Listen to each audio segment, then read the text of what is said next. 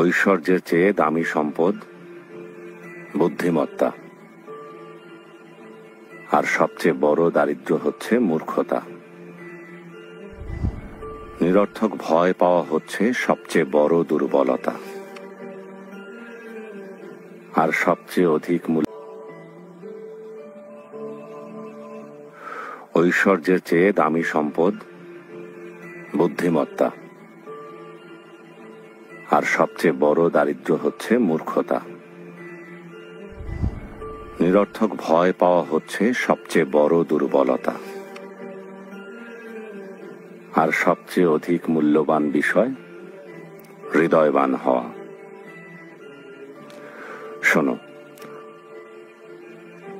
বোকার সাথে বন্ধুত্ব করতে যাবে না, সে তোমার উপকার করার চাইতে ক্ষতি করবে বেশি।